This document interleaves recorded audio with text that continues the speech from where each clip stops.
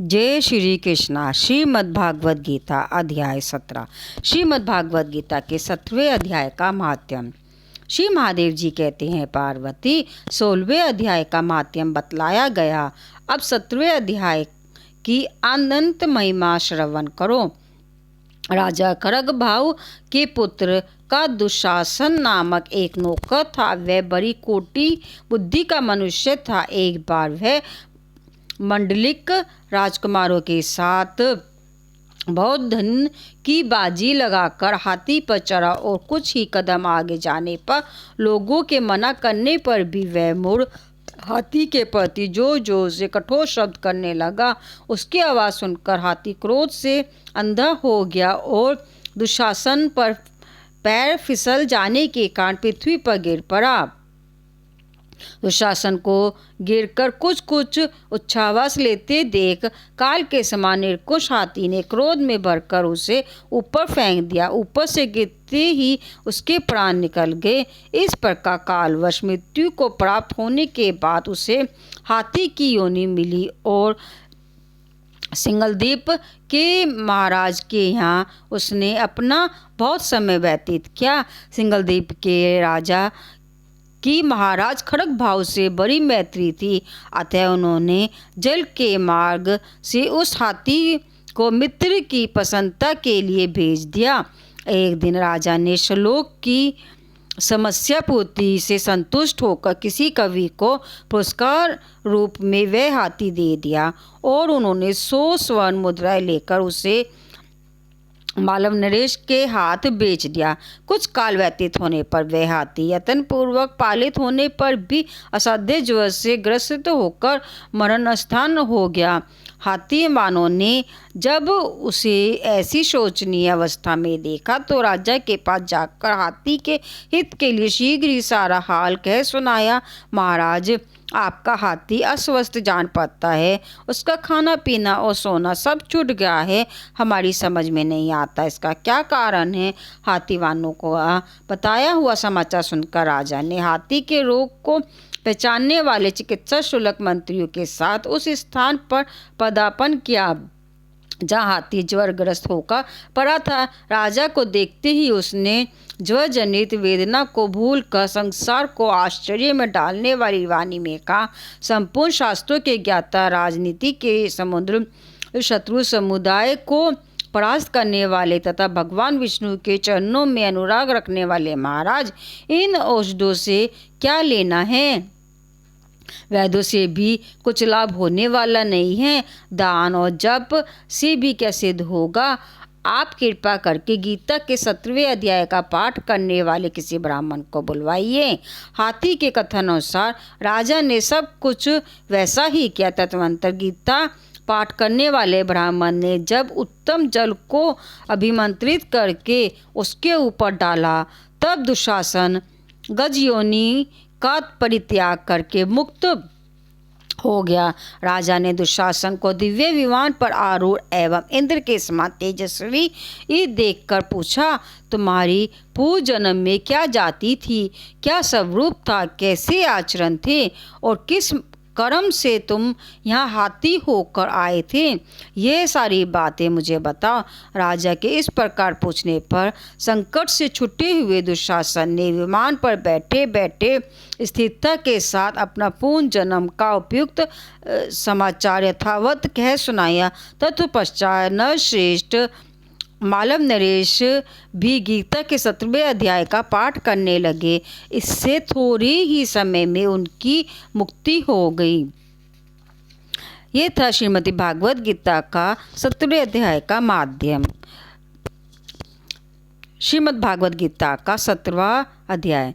इस प्रकार भगवान के वचन सुनकर अर्जुन बोले, हे कृष्ण, जो मनुष्य शास्त्र विधि को त्याग कर केवल श्रद्धा से युक्त हुए देववादिकों का पूजन करते हैं, उनकी स्थिति फिर कौन सी है।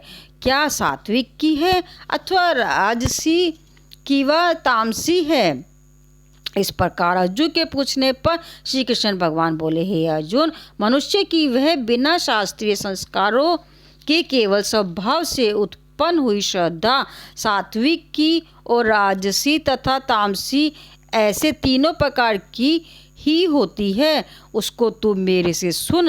हे भारत, सभी मनुष्य की श्रद्धा उनके अंतःकरण के अनुरूप होती है तथा यह पुरुष श्रद्धा में है। इसीलिए जो पुरुष जैसी श्रद्धा वाला है वह स्वयं भी वही है, अर्थात जैसी जिसकी श्रद्धा है वैसी ही उसका स्वरूप है।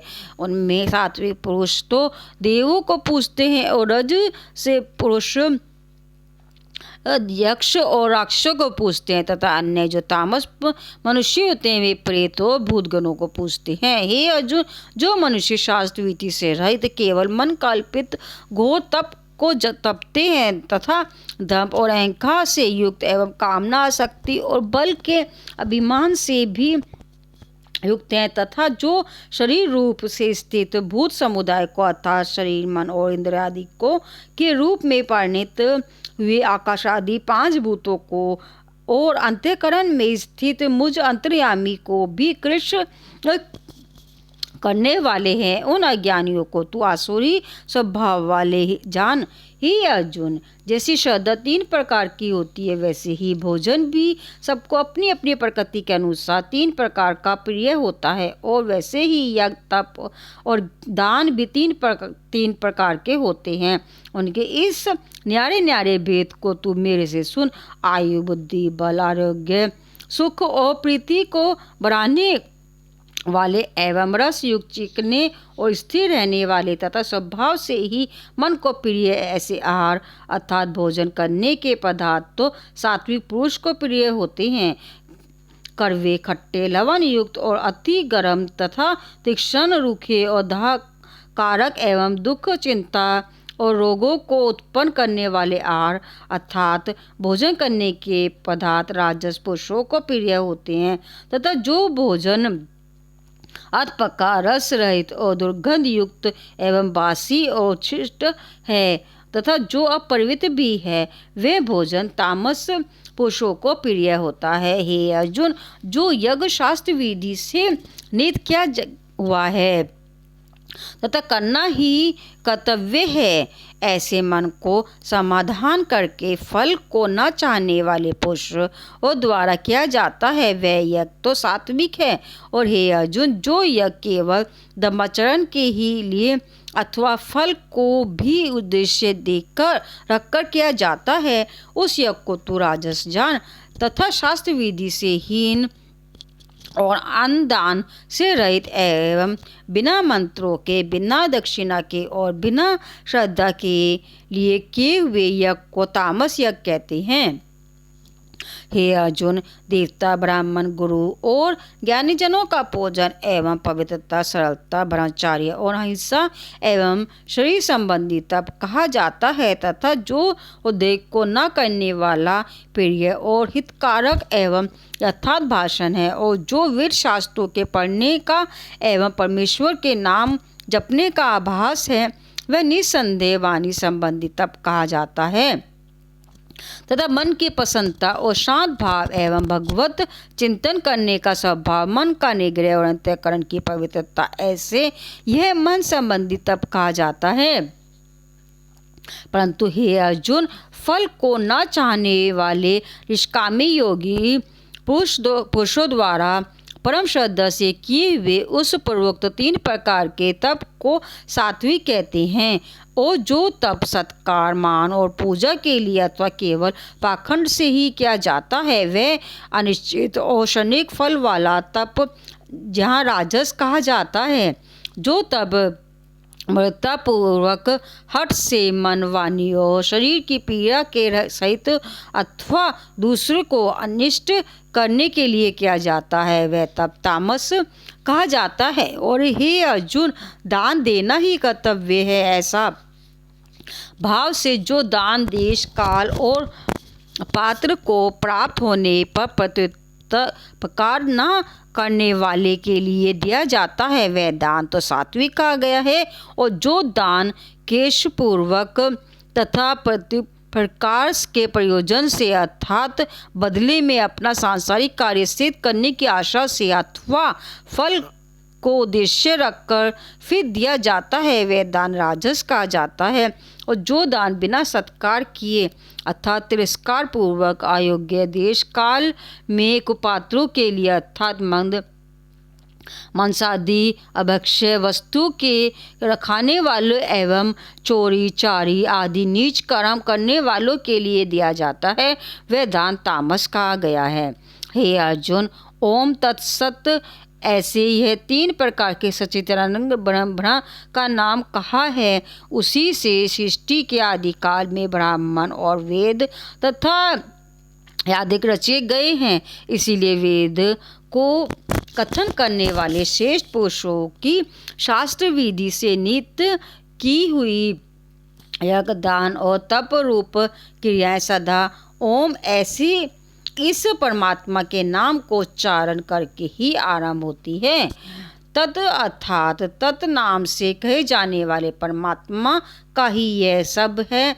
ऐसे इस भाव को फल को न चाहकर नाना प्रकार की यज्ञ तप रूप क्रियाएं तथा दान रूप क्रियाएं कल्याण की इच्छाओं वाले पुरुषों द्वारा की जाती है। सत्य ऐसे यह परमात्मा का नाम सद्भाव में और श्रेष्ठ भाव में प्रयोग किया जाता है तथा हे पात उत्तम कर्म भी सत शब्द प्रयोग किया जाता है तथा यज्ञ तप और दान में जो स्थिति है वह भी सिद्ध है ऐसी कही जाती है। और उस परमात्मा के अर्थ क्या हुआ? कर्म निश्चय पूर्वक सत्य है ऐसा कहा जाता है। हे अर्जुन, बिना श्रद्धा के होमा हुआ हवन तथा दिया हुआ दान एवं तपा हुआ तप और जो कुछ भी किया हुआ कर्म है वह समस्त असत्य ऐसे कहा जाता है। इसीलिए वह न तो इस लोक में लाभदायक है और न मरने के पीछे ही लाभदायक है। इसलिए मनुष्य को चाहिए कि सच्चिदानंद घन परमात्मा के नाम का निरंतर चिंतन करता हुआ निष्काम भाव से केवल परमेश्वर के लिए शास्त्र विधि से नियत किए हुए कर्मों का परम श्रद्धा और उत्साह के सहित आचरण करे। इति श्रीमती भागवत गीता रूपी उपनिषद एवं ब्रह्म विद्या तथा योग शास्त्र विषयक श्री कृष्ण और अर्जुन के संवाद में श्रद्धा त्रय विभाग योग नामक 17वां अध्याय। श्रीमद् भागवत गीता का 17वां अध्याय समाप्त। बोलो जय श्री कृष्ण।